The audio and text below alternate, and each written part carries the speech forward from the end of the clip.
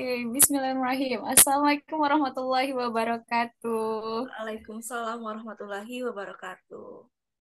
Oke, ketemu lagi bersama Adristi di minggu kedua ini. Bagaimana kesibukannya? Masih mencari data kah? Masih. Akhir-akhir yang sibuk ya. Iya. Pada bab satu kemarin itu kita bahas tentang Nature of Management Control System. Terus sekarang bab dua itu tentang understanding strategis sama apa Tiga. ya namanya behavior Behavior. in organization. Oke, guys, sangat menggebu-gebu pada hari ini untuk menggali tentang SPM ini. Ini saya duluan, Anda duluan yang mau bertanya? Oh, boleh saya bertanya kepada Devi? Hmm, Oke, Oke, kita mulai aja. Mungkin ini ya, kita kan bahas tentang strategi nih. Jadi apa sih yang dimaksud strategi itu? Oke, saya langsung menjawab ya. Jadi strategi itu adalah rencana untuk mencapai tujuan organisasi yang memberikan konteks luas yang dimana seseorang dapat mengevaluasi keoptimalan unsur-unsur sistem kendali manajemen. Yang ini merupakan cara strategis untuk mencapai hasil yang diinginkan dengan mengidentifikasi langkah-langkah, sumber daya yang diperlukan, serta cara mengatasi hambatan dan tantangan yang mungkin muncul. Kemudian strategi ini sangat penting dalam pencapaian kesuksesan dalam berbagai aspek kehidupan karena membantu dalam merumuskan rencana atau tindakan yang terarah dan terorganisir untuk mencapai tujuan yang telah ditetapkan. Dalam konteks apapun itu, strategi juga harus disesuaikan dengan situasi dan tujuan yang lebih spesifik tentunya. Kalau begitu, bagaimana sih tujuan dari strategi itu? Nah, jadi tujuan dari strategi itu uh, dari sebuah strategi adalah untuk mencapai hasil yang diinginkan atau tujuan tertentu dalam suatu konteks. Yang kemudian tujuan ini dapat bervariasi tergantung pada jenis strategi yang ditetapkan. Kemudian juga tujuan ini berupa probabilitas memaksimalkan nilai pemegang saham, resiko, kemudian juga serta pendekatan multiple stakeholder juga.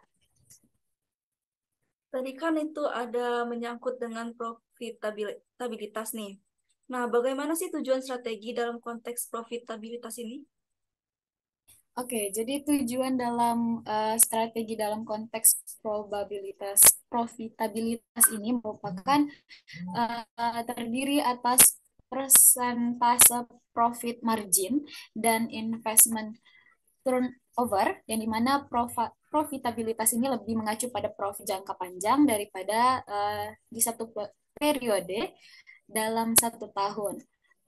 Sebab ada beberapa pengeluaran saat ini bisa menurunkan profit, tapi dapat meningkatkan profit dalam jangka panjang. Contohnya itu adalah jumlah yang dikeluarkan untuk iklan, yang dimana dalam konteks praktisnya profitabilitas yang dimaksud bisa berupa pendapatan atau revenue, kemudian juga berpengaruh pada jumlah laba maupun persentase laba. Seperti itu. Dalam konteks profitabilitas ini juga pasti ada menyangkut tuh dengan resiko. Nah, apa sih tujuan strategi dalam konteks resiko resiko ini? Oke, jadi ada beberapa upaya, yang dimana upaya sebuah organisasi perusahaan untuk meningkatkan profitabilitas sangat mempengaruhi oleh kemampuan pihak manajemen untuk mengambil resiko, yang dimana tingkat pengambilan resiko sangat bervariasi, tergantung pada kepribadian atas masing-masing individu dan jajaran manajemen. Kemudian akan tetapi selalu ada batas, yang dimana sejumlah organisasi perusahaan secara terang-terangan menyatakan bahwa tanggung jawab utama manajemen adalah menjaga aset-aset perusahaan. Sedangkan profitabilitas meninjau tujuan kedua, yang dimana sebagian besar krisis keuangan terjadi di Asia selama tahun 1996 sampai 1998, yang dimana bisa dilacak dari fakta-fakta bahwa bank di Asia telah memberikan pinjaman yang kelihatannya sangat menguntungkan tanpa memperhatikan risiko yang akan dihadapi. Mungkin di strategi ini ada tingkat-tingkatan tuh. Nah, apa saja sih tingkat-tingkatan dalam strategi ini? Oke, kita bahas tentang tingkatan ya. Jadi di tingkatan strategi itu dapat ditemukan pada dua tingkatan, yaitu strategi untuk organisasi keseluruhan atau level kooperasi. Yang dimana strategi untuk unit bisnis dan dalam organisasi. Ini mana strategi korporat ini adalah mengenai keberadaan di tengah-tengah baur bisnis yang tepat, yang dimana analisis strategi tingkat korporat ini menghasilkan keputusan yang melibatkan bisnis yang akan bertambah, yang dimana juga bisnis yang akan dipertahankan, bisnis yang akan ditekankan, bisnis yang akan dikurangi perhatiannya, dan juga bisnis yang akan diinvestasi atau dijual. Sedangkan strategi level unit uh, adalah rencana untuk yang dibuat untuk sebuah unit bisnis seperti departemen bisnis atau cabang perusahaan untuk mencapai tujuan bisnisnya. Kemudian strategi ini difokus pada tingkat operasional yang lebih rendah dalam operasi dan seringkali berkontribusi pada pencapaian tujuan yang lebih besar telah ditetapkan pada perusahaan secara keseluruhan tentunya. Hmm, Baiklah, mungkin dalam bisnis ini ada namanya persaingan tuh. Nah, apa sih keunggulan dari bersaing secara generik itu? Oke, kita bahas keunggulan-keunggulan ini agak gitu ya. Jadi keunggulan kooperatif yang berkesinambungan yaitu antara biaya rendah dan diferensiasi. Yang dimana biaya rendah itu merupakan kepemimpinan biaya yang dapat diperoleh melalui beberapa pendekatan seperti skala ekonomis dalam produksi, kemudian juga dampak kurva belajar, kemudian pengendalian biaya yang ketat dan meminimalisir biaya yang dimana di sini dapat berupa era seperti penelitian, pengembangan, jasa, kemudian tenaga, kemudian ada juga penjualan atau periklanan. Kemudian di sini ada diferensiasi yang dimana faktor utama strategi ini adalah melakukan diferensiasi penawaran produk yang dihasilkan oleh unit bisnis sehingga penciptaan suatu yang dipandang oleh pelanggan sebagai sesuatu yang unik. Hmm, gitu. Mungkin terakhir nih, apa sih yang dimaksud dengan kerangka nilai rantai itu?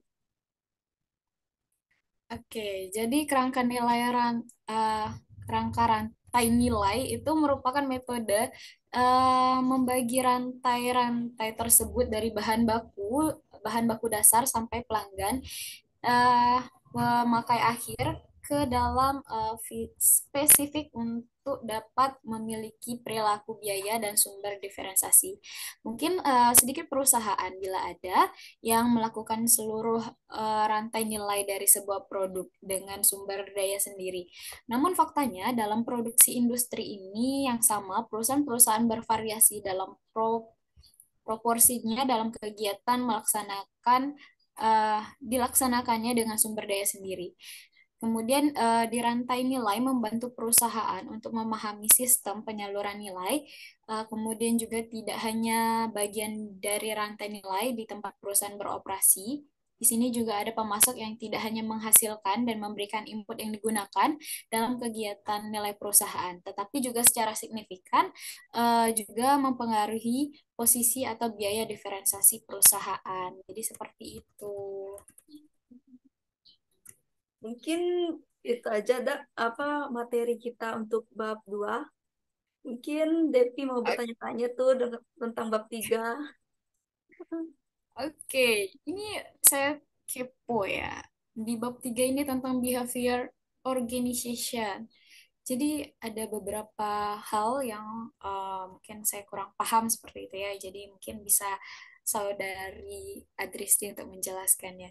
Jadi untuk langsung saja ya, Boleh. tanpa tarik nafas. Jadi kita tuh tahu ya apa aja faktor-faktor informal yang mengesan tujuan. Tapi itu pasti ada faktor-faktor yang lain-lain ya kan. Boleh saya tahu itu faktornya ada apa aja? Hmm. Oke, untuk dalam faktor-faktor internal ini terdapat terdapat faktor eksternal sama internal. Nah, untuk faktor-faktor eksternal ini yaitu norma-norma mengenai perilaku yang diharapkan dalam masyarakat di mana organisasi menjadi bagiannya. Nah, norma-norma ini mencakup sikap yang secara kolektif sering juga disebut dengan etos kerja yang diwujudkan melalui loyalitas pegawai terhadap organisasi, keuletan, semangat, dan kebanggaan yang dimiliki oleh pegawai dalam menjalankan tugas secara tepat waktu. Nah, untuk faktor-faktor internal ini terdiri dari budaya, gaya manajemen, organisasi informal, serta persepsi dan komunikasi. Nah, untuk budaya, faktor internal yang terpenting, yang dimana meliputi keyakinan bersama, nilai-nilai hidup yang dianut, norma-norma perilaku, serta asumsi-asumsi yang implisit, diterima dan secara eksplisit dimanifestasikan ke seluruh jajaran organisasi. Nah, untuk gaya manajemen ini merupakan faktor internal yang memiliki dampak yang paling kuat terhadap pengendalian manajemen. Biasanya sikap-sikap bawahan mencerminkan apa yang mereka anggap sebagai sikap atasan mereka. Nah, untuk selanjutnya organisasi informal. Garis-garis dalam bagian organisasi menggambarkan hubungan-hubungan formal yaitu pemegang otoritas resmi dan bertanggung jawab dari setiap manajer. Kenyataan-kenyataan yang ditemui selama berlangsungnya proses pengendalian manajemen tidak bisa dipahami tanpa mengenali arti penting dari hubungan-hubungan yang menyusun di organisasi yang bersifat informal. Nah, yang terakhir ada persepsi dan komunikasi. Nah, dalam upaya meraih tujuan-tujuan organisasi, para manajer operasi harus mengetahui tujuan dan tindak-tindakan yang harus diambil untuk mencapainya. Nah, mereka menyerap informasi ini dari berbagai jalur, baik itu jalur formal, seperti anggaran dan dokumen-dokumen resmi lainnya, ataupun jalur informal, seperti dari bahan obrolan yang tidak resmi. Gitu.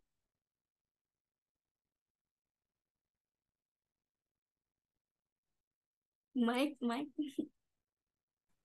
Oke, mohon maaf. Oke, tadi itu ada bahas formal, informal gitu kan. Jadi saya mau tanya bagaimana sistem pengendalian bersifat formal itu? Hmm. Untuk yang formal, sistem ini bisa kita klarifikasikan ke dalam dua jenis, yaitu sistem pengendalian manajemen itu sendiri dan aturan-aturan.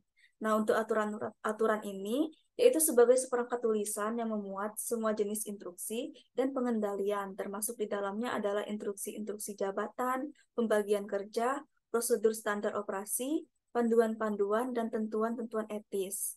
Nah, beberapa jenis di antaranya yaitu ada pengendalian fisik. Nah, pengendalian fisik ini seperti penjagaan keamanan, gudang-gudang yang terkunci, ruangan besi, password komputer, CCTV, dan pengendalian fisik lainnya merupakan bagian dari struktur pengendalian.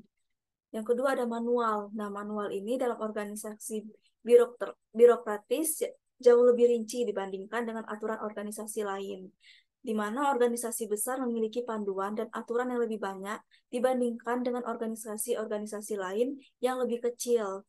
Organisasi yang tersentralisasi memiliki banyak aturan dibandingkan organisasi yang terdesentralisasi. Selanjutnya itu pengamanan sistem.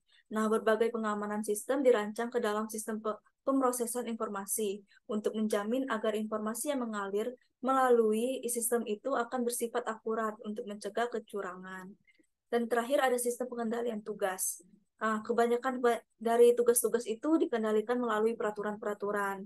Nah, jika sebuah tugas dijalankan menggunakan mesin otomatis, maka sistem otomatis itu sendiri akan menyediakan pengendalian.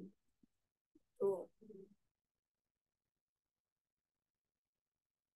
Oke, kita bahas tentang jenis-jenis organisasi nih. Jadi di dalam behavior in organization ini pasti ada jenis-jenis organisasinya dong. Boleh tahu nggak itu jenis organisasinya apa aja? Boleh. Nah, meskipun kualitas dan ukuran organisasi itu sangat beragam, setidaknya organisasi bisa dikelompokkan menjadi tiga kategori umum nih. Untuk yang pertama ada struktur fungsional, struktur unit bisnis, sama struktur matriks. Nah, untuk struktur fungsional ini, di dalamnya setiap manajemen Manajer bertanggung jawab atas fungsi-fungsi yang terspesialisasi seperti produksi, pemasaran, dan lain-lain. Nah, untuk struktur unit bisnis, di dalamnya para unit manajer bertanggung jawab atas aktivitas-aktivitas dari masing-masing unit. Dan unit bisnis ini berfungsi sebagai bagian independen dari perusahaan. Nah, sedangkan untuk struktur matriks ini, di dalamnya unit-unit fungsional yang memiliki tanggung jawab ganda. Gitu.